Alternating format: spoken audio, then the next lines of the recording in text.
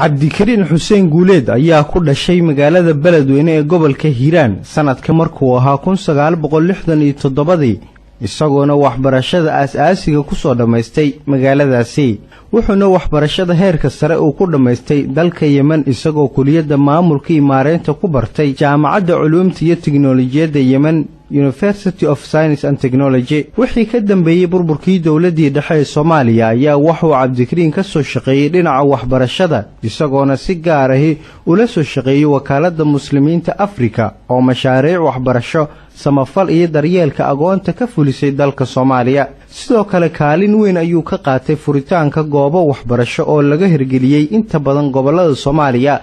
cabdikariin xuseen guuleed waxa uu soo noqday madaxii gargaarka wakaaladda muslimiinta Afrika xilligii abaaruhu ku dhufteen qaybo ka mid ah dalka Soomaaliya sida sanadkii 1992 daadadkii iyo fatahaadihii ay sameeyeen wabiyada Soomaaliya mara sanadkii 1997 cabdikariin wuxuu soo noqday madaxii dalladda waxbarashada ee FBNS waa dalladda ugu weyn ee dalladaha waxbarasho ee ka jira gobolada koonfurta iyo bartamaha Soomaaliya waxa kale uu wax ka soo aasaasay jaamacadda Simad ee magaalada Muqdisho guuleed waxa lagu xasuustaa inuu gacan ka geystay dhismaha masaajidda iyo goobo wax lagu baro laguna xanaaneeyo caruurta agoonta ah kuwa oo aynan hooyooyinkoodii awoodin inay ka bixiyaan lacagaha waxbarashada aasaasiga sanadkii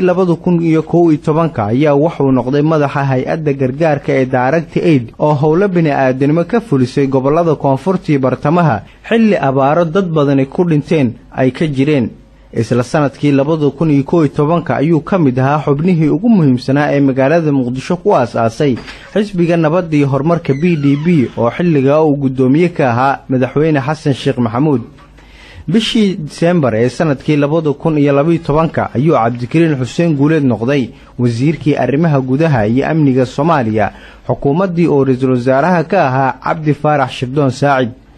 17 January ee sanadkii 2014 ayaa wuxuu cabdikariin noqday wasiirkii amniga ee xukuumaddii Dr. Cabdiweli Sheekh Axmed Maxamed xilkaasi ayuu iska casilay 24 bishii May isla sanadkaasi markii dagaalyahano ka tirsan ururka Al-Shabaab ay weerar ku qaadeen xarunta baarlamaanka Soomaaliya ee magaalada Muqdisho cabdikariin wuxuu markaasi sheegay isaga oo qiimeynaya xaalka dalka uu ku sugan yahay inuu xilkaasi iska casilay talaabada uu isku casilay guuleed ayaa waxa kale oo la tilmaamaa inay ka dhalatay culeysyo siyaasadeed ka haystay ra'iisul wasaarihii hore ee Soomaaliya Cabdiweli Sheekh Axmed iyo guddiga amniga ee baarlamaanka dad badan ayaa aaminsan in iscasilaadii guuleed inaanay waxba ka bedelin amni daradii ka jirtay magaalada Muqdisho waxaana sidii caadada ahayd Muqdisho ka sii socotay weerarada ay ka geysanayaan dhinacyada ka soo horjeeda jiritaanka dawladda federaalka Soomaaliya guuleed waxa lagu tiriyaa inuu ka mid yahay xubnaha sarsare ee ururka Dam Jadiid oo ay isku bahaysteen aqoon-yahano Soomaaliyeed ugu dambeyn guuleed waxa 4 bishan magaalada Cadaado loogu doorto inuu noqdo madaxweynaha maamul goboleedka Galmudug oo ka dhisan gobolada Galgaduud iyo Mudug guuleed waxa xilkaasi kula tartamaysay ilaa 5 musharax oo xilkaasi isu soo taagay